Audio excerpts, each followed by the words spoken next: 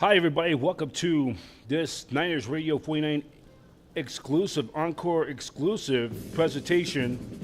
I'm Brian Professor B. Davis here at the Pete's Cafe, Pete's Coffee here in Stonestown here in San Francisco. We're going to have in case you missed it earlier today, Kyle Shanahan and John Lynch's, they're in the year press conference, and we take a look back of this season. And of course, we're going to give you the full video version of it in its entirety. We did earlier in the day. We did the audio version because the audio version or the video version wasn't streaming live in its entirety. So we apologize with that. We pick up the audio feed from KMBR, but we're going to give you the full video press conference in its entirety. And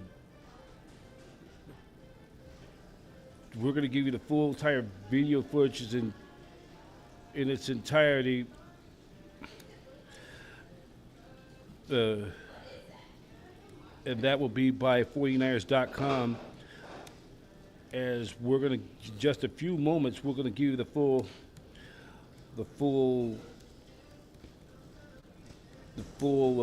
video in case you missed it earlier today. If you weren't able to, because in case you were at work or doing some other errands or something, we're going to give you the full video version in its entirety. So just in a few moments, just sit back and pull up a chair, and we're going to show you the full video of the 49ers, Kyle Shanahan and John Lynch's season-ending press conference earlier in the day.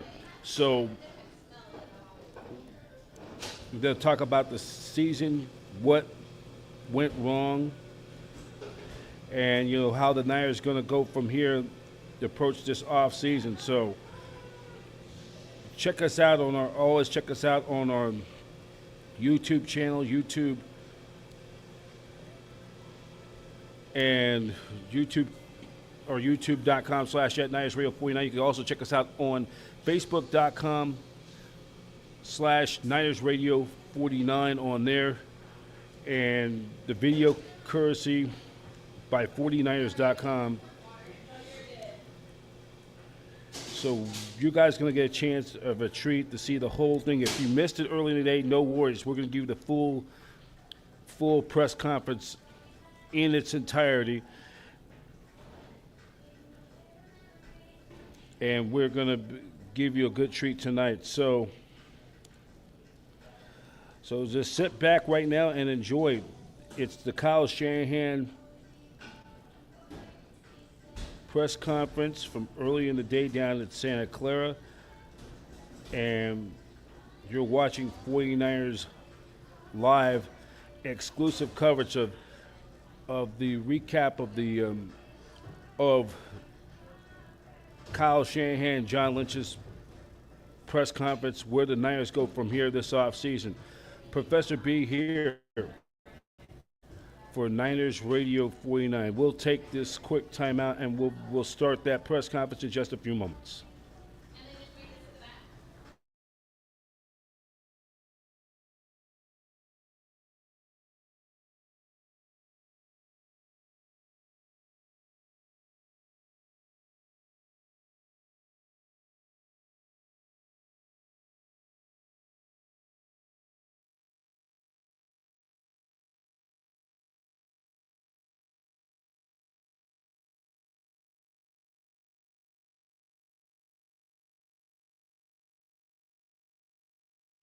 First of all, on behalf of Kyle, our families, our organization, just wanted to let the folks in LA, I'm a Southern California guy, know a lot of people down there and people who've been directly affected already. First of all, on behalf of Kyle, our families, our organization, just wanted to let the folks in LA, I'm a Southern California guy, know a lot of people down there and people who've been directly affected already, and I'm sure there's going to be more. So our hearts do. We've been sitting in, what we call our mind meetings, talking about all our players on a closeout, and your mind keeps drifting because, man, it's rough down there. So our thoughts and prayers do go to the folks and people of LA and things calm down. So I'll start with that, and then we'll open up for questions. Can you talk about your decision with Nick and kind of what the overall plan is now for the defense coordinator position? First of all, it was a real tough decision. I love Nick as a person, and I love him as a coach. Still trying to hope to keep him on board in another capacity because he's a guy I don't want to lose. But just where we're at really as a team, where I think we need to go. There's a lot of big decisions ahead for us, and as hard as it is for me to come to this conclusion, but I feel there's some options out there that can end up being a better option in the situation that we're in for our team.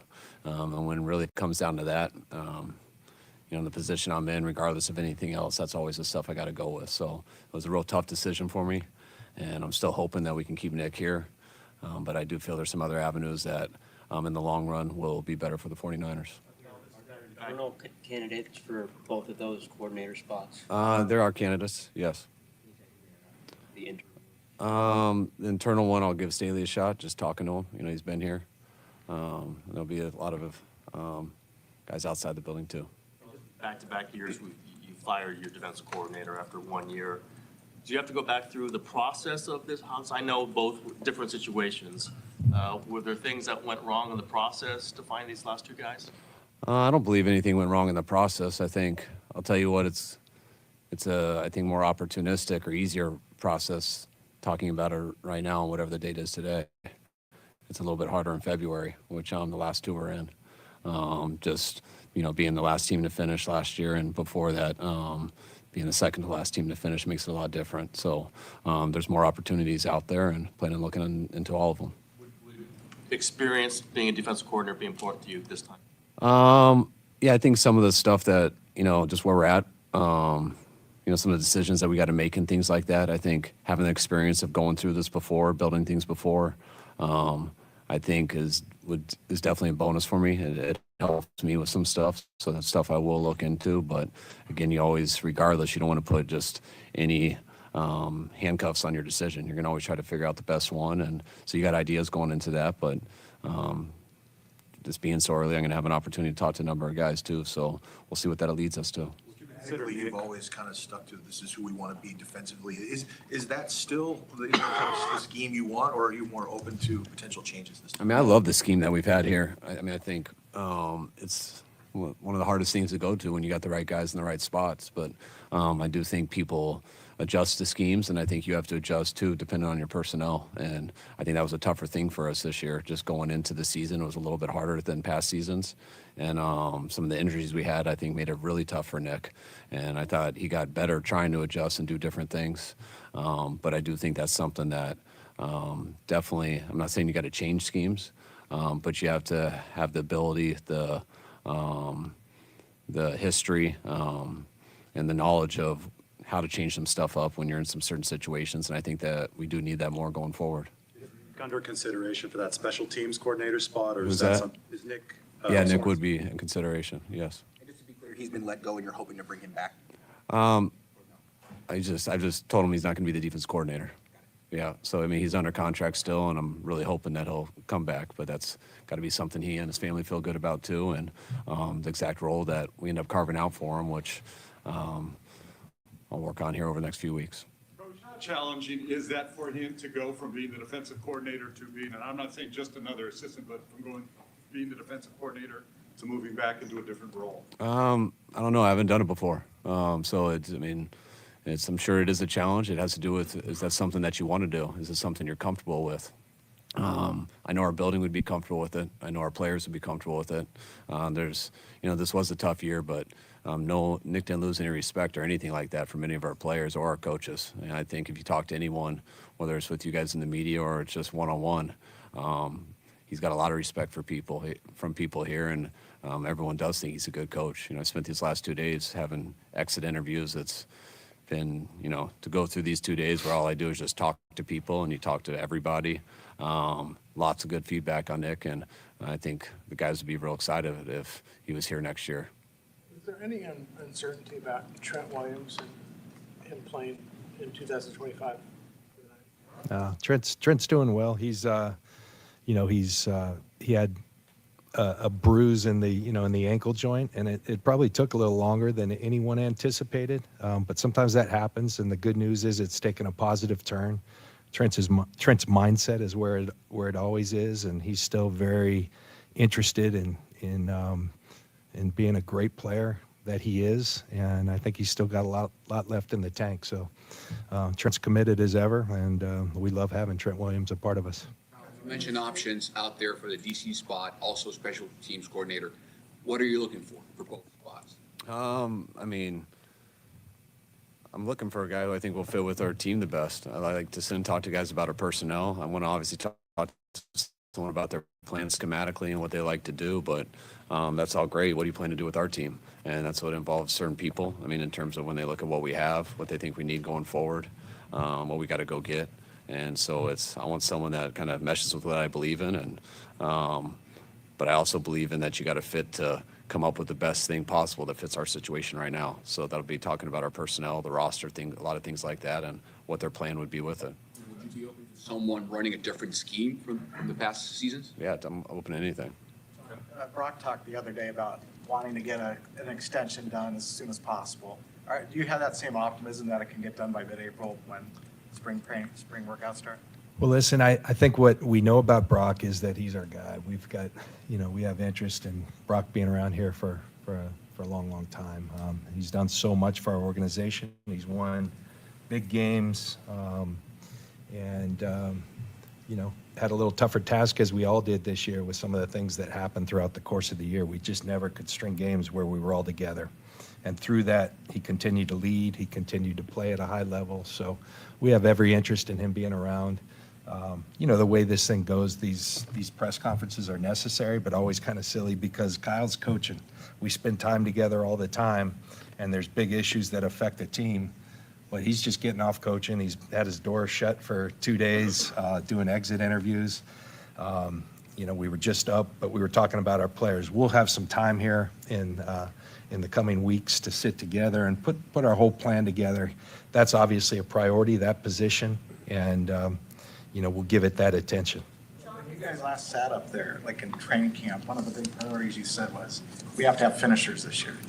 And you guys got outscored, I think, 165-88 in the fourth quarter. So what does that tell you about this team? What went wrong? Is it physical stamina? Is it mindset? Is it personnel schemes? What do you point your finger to? Yeah, you don't want to have excuses. A lot of our finishers weren't out there, and then on top of it, we still had opportunities. We still put ourselves in good position, and we couldn't get it done. So we have to own that as a team. That's why we're 6-11. We have a high standard. We had high expectations. We fell short of that, and it's our job to fix that. And I know that Kyle and I are committed as we've ever been to doing just that. We don't plan on being in this place. Don't like it. It's terrible to sit home and watch something that you expect yourself to be in, the tournament. And we're going to go about the work, and we're excited about the work to do just that. But I do believe we have finishers on this team, and got to continue to add to that. We got to continue to infuse youth and good football players to this team, and we'll do that. The last couple of off seasons have had a lot of drama, and maybe Kyle can address this too. And a lot of it, there's social media posturing. Maybe some of it has already begun.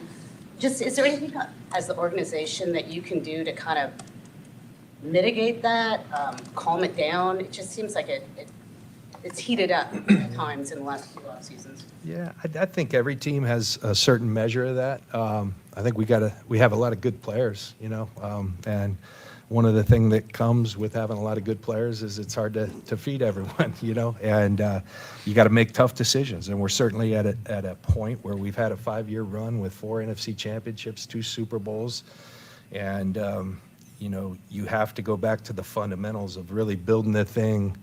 The lifeblood of your organization needs to be strong drafts because it gives you young players that you have under contract for. And so I think we had 7 players that were starters off that draft class, whether we expected them to be, they did, and they gained really valuable experience. I even had free agent guys like Evan Anderson who contributed, a lot. And so I think we're really excited about this rookie class and that movement. We got to continue to add to it. We have 10, probably right now 9 draft choices. We think we'll have 10 with a comp pick. But we need to continue to add to it in that way, and hope we continue to have hard decisions because we have a lot of great players here. This is not the first year that special teams have struggled here, and widely noted, you don't take a real detailed interest in special teams. Does that need to change a little, Kyle? Can you get more involved? Do you need to get more involved? I mean, what do you mean by I don't take interest in special teams? Well, you say you're not watching the kicker tryouts and that kind of. Well, I know they're offhand. Let me help Kyle there. I would tell you, Kyle spends an inordinate amount of time with all phases of our team. Special teams is extremely important in the way we construct our rosters. The time is there. Now in kicking, neither of us are kicking specialists, so we don't sit here and profess to know everything about kicking and things of that nature. But the time issue, I'm sorry to interrupt, Kyle, but he spends plenty of time there. I just don't BS you guys. Yeah. That's it. Oh, you turned it around on me there. But no, I just don't BS you guys with that stuff. But to say, we spent some heavy draft picks on special teams players, which I think is an investment. We spent some salary cap on guys. Bringing guys like George Odom, having Flanagan Fowles here these last couple of years. That's bringing back. Those were special teams decisions. Spent a third-round pick on a kicker. Making special teams changes is why special teams is important to me, because if we do work at it. But it's wasn't good enough this year. I don't put that just on Brian by any means. Losing your kicker, losing your punter, when injuries do affect the roster, especially offense and defensively, what it did affect the most was special teams. And I think that was unfair to Brian and a tough situation to put him in. But I do think it's an avenue we can get better in, and you can't change the whole thing out. And so Brian ends up being the fall guy for that. And I really appreciate him. He did have a real good 3 years here and worked his tail off and was very loyal to us and is a very good coach. And he'll bounce back on his feet, and we'll be going against him soon, I'm sure. But no, special teams is part of football, and everything part of football is extremely important to us. A couple of weeks ago that you wanted to find some. To make when it comes to guys that will, just period. Looking forward, you got some hard decisions to make when it comes to roster changes and coaching changes, right? So there were some videos circulating on the internet from the families of a couple players that would lead some people to believe that Drake Greenlaw knows whether or not he will be here or not. Has there been any conversation where he's been given a definitive answer of his future as a Niner? No, we don't even know, guys. We haven't spent much time together yet. I've had 2 days with exit interviews with players and coaches. Players don't know either, and that's what's hard for players. They're under contracts. They know when their contract's going to run up. That's an emotional time for players, for their families, for wives, girlfriends, whoever it is, kids, just like it is for coaches when I can't always tell them exactly what their future is going to be the day the season ends. It's tied to a lot of other people, and I know I've been on that side. I know wives are texting you all day asking what the deal is, and they don't believe that you really don't have an answer yet. And I know what they look like when you walk them through the door and they're like, what are we doing with our lives? And you're like, I don't really know. There's a lot of things that you want to solve so fast for people that is stressful for people sitting in our chairs. But you can't solve everything at once. A lot of things are tied together. And when you hear things like that or Greenlaw, we're doing everything in the world we can to bring Greenlaw back. And we're not into losing really good players who are unbelievable people. So we're going to do everything we can to never lose really good players who are good people. But that's also a very hard challenge, very hard. And that's something that you don't just talk about in one meeting. There's too many things that connect to that. Draft, free agency, roster, years, all that stuff. And that takes weeks, months to decide. And I think the only thing I'd add to that, the communication with the players, what's most important. And I know I sat with Dre and always have great discussions with Dre. I know about his want to be here, and I know our want to have him here. And like Kyle said, there's realities and there's tough decisions and so many factors to all those things. But believe me, the desire on both sides is there. You mentioned a couple of weeks ago that you wanted to. What was I going to? Go ahead, Jake.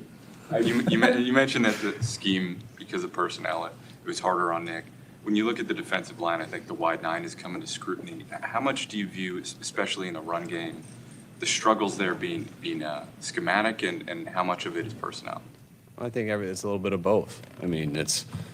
First of all, regardless of injuries or anything, this year is most disappointing to me because regardless of injuries, I feel we should have been a playoff team. And then you never know what happens in there. But when I go back to the hardest thing for me this year was those 3 games I've talked to you guys about. First one versus Arizona, first one versus LA, first one versus Arizona, second one versus Seattle. I thought we should have won those games, and we lost them at the end by, I thought, our own mistakes, which means we would have been 8-2 going into week 11. And that was the hardest thing and then we hit some real bad injuries, which were going to be tough. That's, to me, what made it steamroll to where we didn't have a chance to make the playoffs. So when I look at that stuff, like, that's the stuff that I feel we got to fix the most. And is that scheme? Is that personnel? I mean, that's football. You got to adjust. I mean, your scheme changes when people are getting hurt, when you can't do exactly what you want to do.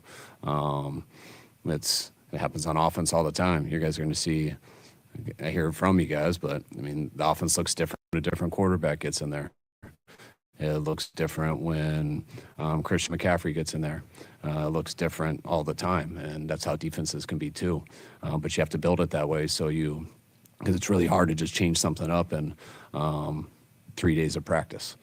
You got to have that foundation of how you implement it and where you think the season can go, and that's what you really truly try to build in the off season, and then in the training camp. And that's something I think we'll be better at building this off season, having a little bit more time to do it, being a little more prepared for it, because we saw where it went last year. And that starts with getting a coordinator in here who can help us map that out. And once we do map that out, it goes right to free agency and how to make sure we can get the best possible situation that we have out of the situation that we're in. And then it goes to the draft. And when that's over, all the guys are here, and then you get to work. Same lines. You mentioned a couple weeks ago that you wanted to find the root causes for the down season beyond the injuries. In your mind, what do you feel those root causes were? Yeah, I think my point there was you don't just want to say it was injuries, because like Kyle just mentioned, we had games within our control.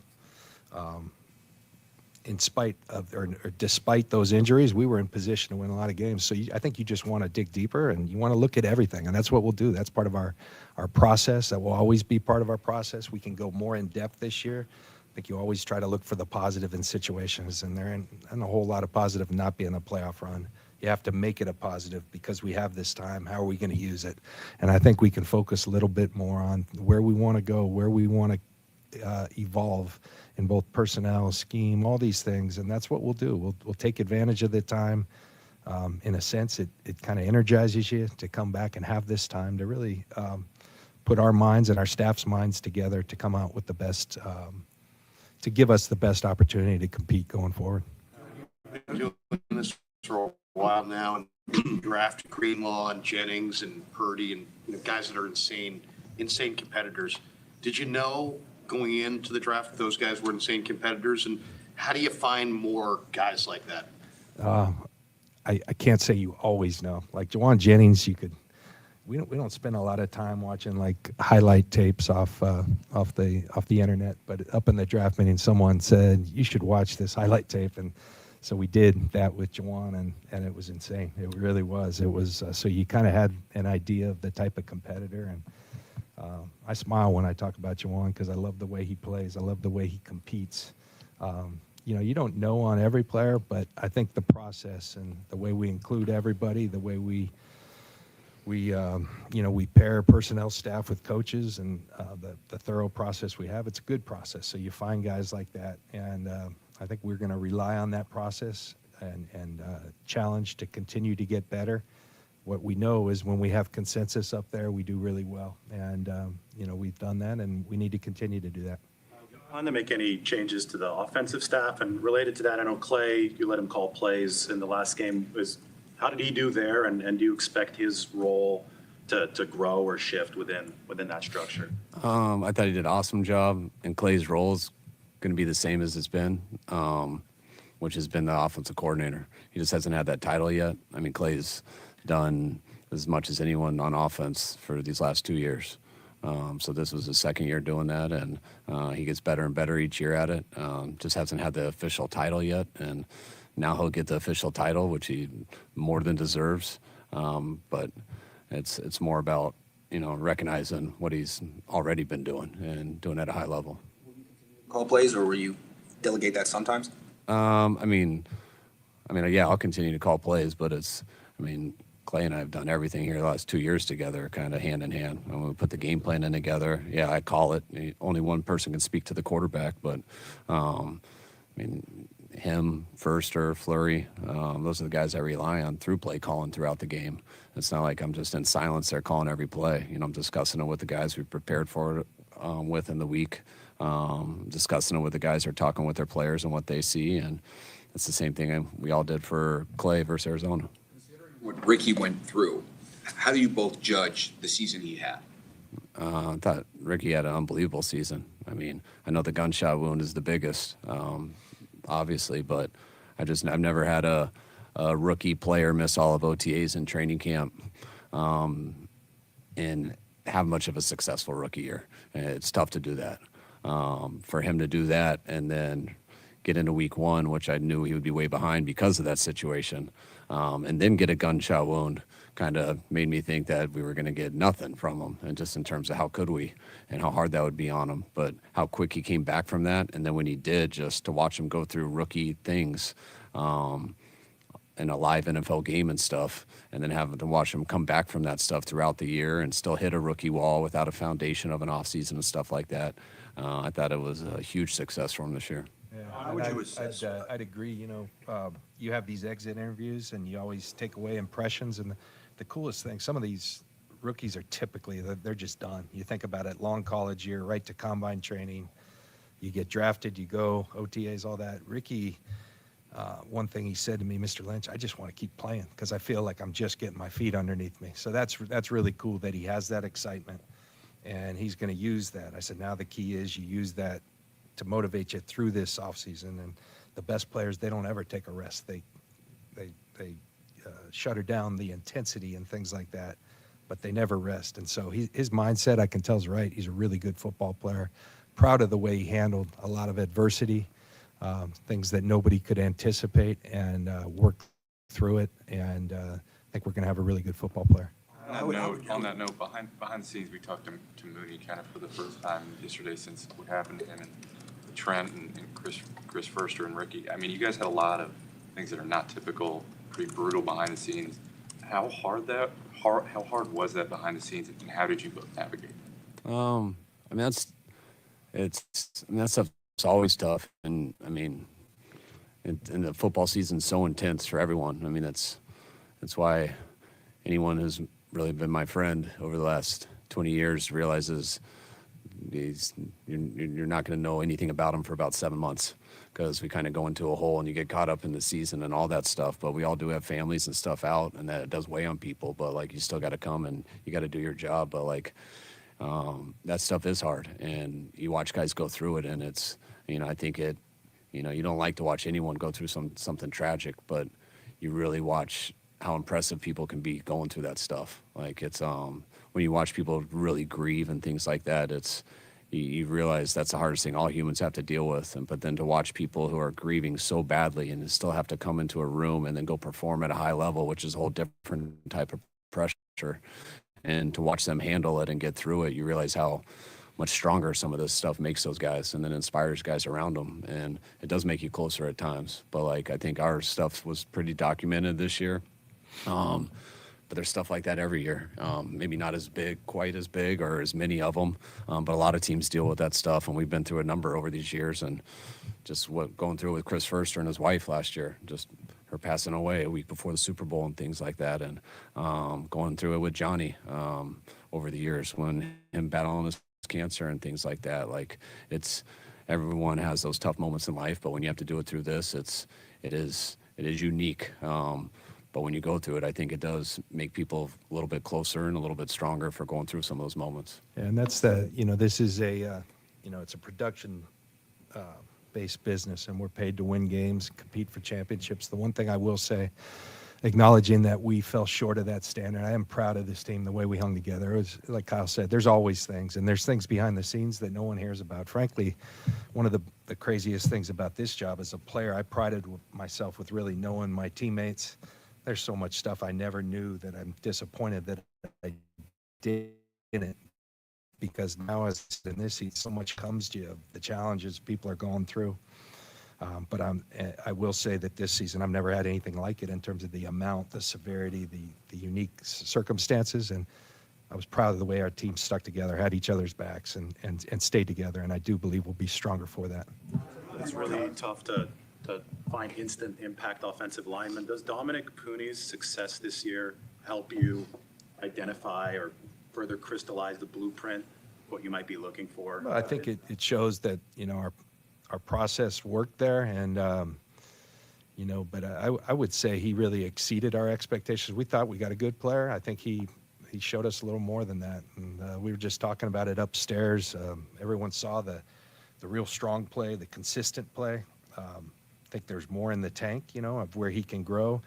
I think the toughness, he dealt with some, he had an AC joint one week, and, we were really questioning whether he could play on Sunday, and he practiced on Wednesday. And I've had that same injury. I always prided myself on having a high pain tolerance. That stuff hurts, and he didn't miss a practice. So I think he's got the right mindset too. And we got to continue to find guys like Dom, because he's going to be a good player for us. How would you assess, Kyle, how would you assess Brock's performance this year, and how important is it for you to have him back, in time for OTAs, just given that he's the quarterback and you don't want to go through that process? Yeah, definitely. It's important to have our whole team back for OTAs. And it's actually, last year, it was like 8 weeks after our last game that our guys needed to be back for voluntary work and stuff, which I think is real important. And the year before that, it was like 9 or 10 weeks. So these last two, and then when we all got back, it was like, you could tell we all were back, but we wish we had a little bit more time. And when I look at a calendar now, I realize we have 14 weeks until we need to get back. Like, I expect everyone to be ready to go and excited to really get this going and play some football. And that starts with Brock. Like, Brock is the leader of our team. I've loved these 3 years with Brock. I plan on being with Brock here the whole time I'm here. So, like, Brock's been a stud. He's a guy I got a lot of confidence in, and just as a human. But it starts with what he's done on the field these last 2.5 years, and we're capable of winning a Super Bowl with him. We just almost did, and I know he's capable of getting the Niners Super Bowl in the future. John mentioned a 5-year run for NFC Championship games. I know he wasn't saying that. That's it. But do you think you need to kind of set the stage for another kind of era or another refreshing, kind of what's been going on, like what went on there was really good and now it shifts a little bit? Yeah, I think it shifted in that time also. I think we went to the Super Bowl in 19, and the next time we went, we had, we went in 19, we had a rookie receiver and a veteran receiver, and Debo and Emmanuel. The next time we went, we had BA. First time we had a different quarterback, and 4 years later, it's Brock. I think we did have different guys on defense. I think we look at, I don't remember the numbers, but I feel like there was like 8 guys who played in the 19 Super Bowl. So I think we have already done that. And I think you got to do it again, without a doubt. I think when you do come up short, like we did on February 11th last year, I do think in the offseason when how close that could have been, it just comes down to a couple plays, and everything you want to think about is how to make that up, because you do believe you can do that again. And I think that's when people talk about windows and stuff like that, and I think that's how we did spend our offseason, trying to look at how we could come back and make that game up and get to that point this year and pull it off.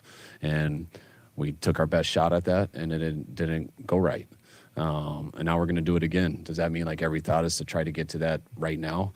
I think whenever you think that way, you're selling your organization short. You got to always think right now, but you got to think big picture too, which to me in football is always on like a 2 to 3 year time frame. And I think we've been doing that really since we've been here. We've never fully sold out for that year. And but we always want to be competitive and feel like we have a chance to do that. And we felt that way about 5 years in a row, and we got to it twice. And I feel like we had very good opportunities to win both of those games. And that's the thought process we're going to have every year. Both learn as a coach, a GM, about yourselves and about the team with the whole Devondre Campbell episode. What was the first? Learn about yourself as a coach and a GM. What I already knew. That's something that we don't roll with, and it was hard to stomach. And once we saw it, we were done with it. Question for both you guys. You guys have been doing this a while together now, and you guys know the way football is. You know, when you lose, it's a brutal game, and yet you guys don't point the finger at each other. The discussion's always like, do we have enough talent? Was it coached well enough? How do you resist the urge to fracture? How do you stay united through the pressure of this whole thing? I think that's why I really wanted him to be here with me. I mean, John got in this for the right intentions. It was to try to put together a team to win a Super Bowl, and that's what he's committed to. That's really the simplest way that everyone says, you know, but like in this business, you always go through hard times, but it's never just coaching, and it's never just personnel. It's everything. That's why there's never a quick answer, like on anything in football. There's 22 variables out there every play. There's a long season. There's lots of scheme that's involved. There's lots of talent that's involved. There's lots of just random stuff with injuries, referees, like schedules, weather. There's so many things that goes into play. And if you're in an organization where people's number one concern is surviving, which that doesn't mean they're a bad person. There's a lot of people who don't like to move their families, and there's a lot of pressure on people in that way. But when you know the character of a person and why people get into it, like John's not ever going to do something or talk in a way just to survive. And anyone who knows how I am, like I'm not like that either. Like you're not going to make a decision just to scapegoat someone or just to survive. It's hard to in this business because it's a cutthroat business, and it's hard to tell your family to move and things like that. But that's why John is who I wanted to work with, because I knew why he was getting into it, and those are the things. And I also knew what we were going to have to go through for a little bit, especially our first couple of years. And anyone who says they're going to be a certain way, when you go through those hard times, it's human nature. It's a little bit tougher to be that way. And that's why I feel so fortunate in just the situation I am in with someone like John, with someone like Jed, with how his parents are. Like it's just, I've never sat like I can always just tell what I think from a football standpoint, and I know I'm going to get from John what he thinks from his football standpoint. It's not always the most fun answer.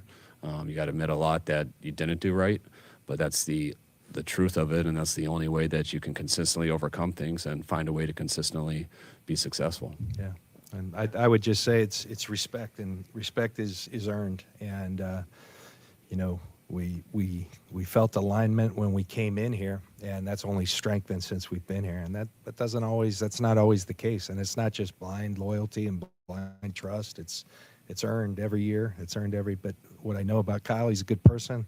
I know he gives us, I say it all the time, he gives us an advantage, I think, every year, every week.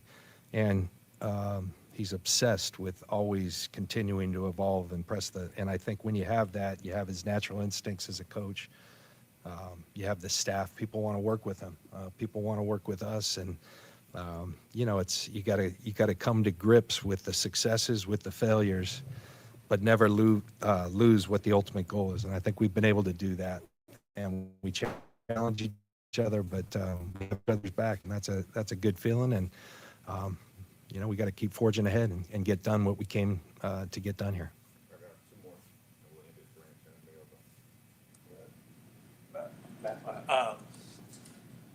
John, with the contract reworking for Javon Hargrave, kind of setting up the post-June 1, what have you expressed to him about the plan and what you would expect from him, or whatever the case may be? Yeah, just that, Matt. It was we had some salary cap challenges, and that was something that allowed for the post-1. You can early designate it. And what I told Javon is he's a player we really like. Same reason we went out and signed him. That hasn't changed. He's an impactful player. We do have some challenges, and so this doesn't mean we can't compete for his services. It allows him, though, rather than waiting until post-June 1 and being SOL because free agency already happened, it gives him an opportunity to go see what his market, and that may include us. So we'll get into our plans. We know Javon, who he is. He's on a good track coming back from his injury, and would we be interested in having him? Of course. Is that something we can come to an agreement on, and is it something that fits in our plans? We will see, and that's the exact conversations I've had with Javon. Started free to see he'll be free to sign. Yes. Than with Debo's situation? Debo's under contract. And, yeah, Expect him back. yeah, a good player and has done a ton for this organization. And we're not in the business of letting good players out of here. So, yeah. All right, last one, Brent. You just took my question. Oh. Good. I don't want to waste anything. You had to, with Armstead and Juice last year, obviously different results, but that was something you had to do for the finances. Do you expect to have to do more of that this offseason? We will see. We'll see. We do. There are realities. There's challenges. Like I said, we got a lot of really good football players. The York family has been really good to letting us reward our players, and we've done that in a number of instances. That becomes tougher and tougher to continue to do. So we'll look at every avenue to become a better team, and we'll see where that takes us. All right, guys, appreciate it. Okay. Thanks, guys. Thank you.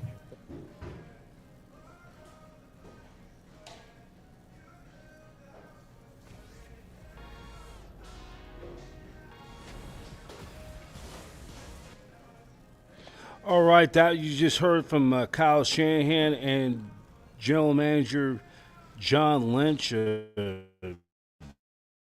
both completing their 8th season as this duo, or I should say this duo completing its 8th season together, just rehashing the season. It was a difficult year. 49ers finishing the season 6-11. End up finishing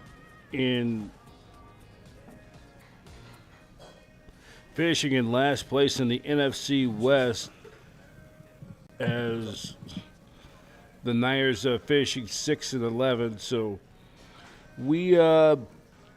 as we take a reflect on the season, the 49ers, of course, with all the injuries, and they said everything, was happened, and are just with the injuries, and this is probably giving them a time to just get a break and get away before just to get away, and just to evaluate what happened this season, and just to look towards 25. And we got some time right now. We're going to have a little bit of Niners Radio 49 Extra. We'll have the replay. We're going to give you a look back from 49ers Tailgate Show from last week, the highlights behind the scenes of the final